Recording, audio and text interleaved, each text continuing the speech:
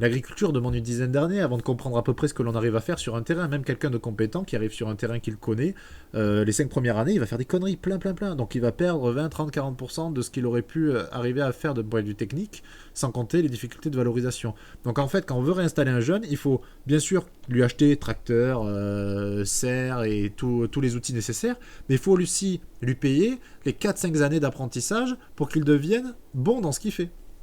Et ça, du coup, ça a un prix. Les gens, le travail des gens a un prix. Et souvent, les jeunes agriculteurs qui s'installent ne l'ont pas. Mais la manière la plus résiliente d'y arriver et de persister, c'est de faire ça. J'investis au minimum, mon temps est gratuit. Et donc, du coup, je vais arriver à tenir 3, 4, 5 années le temps d'apprendre. Et si j'ai de la chance, j'aurai construit à ce moment-là un marché assez important. Mais ça, c'est très important à comprendre.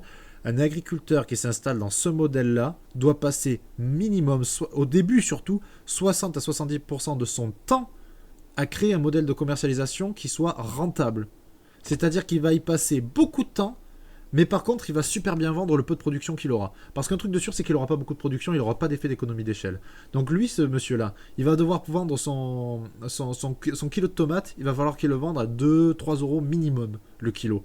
Parce que sinon, il s'en sortira pas. Parce qu'il va pas produire beaucoup et qu'il va avoir, par exemple, rien que les charges de son terrain, les charges en eau, la facture d'électricité.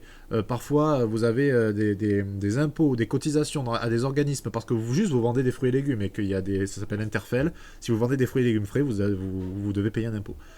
Toutes ces choses-là vont être catastrophiques pour lui par rapport à son chiffre d'affaires total. Il va faire un chiffre d'affaires total de 50 000, 60 000 euros par an, dont dans ce chiffre d'affaires, il y a son salaire.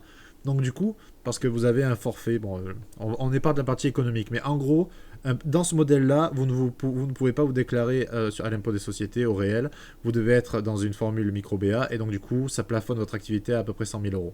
C'est un peu en dessous, mais en fait, ça va augmenter les années à venir aux alentours des 100 000 euros, par associé, par exploitation.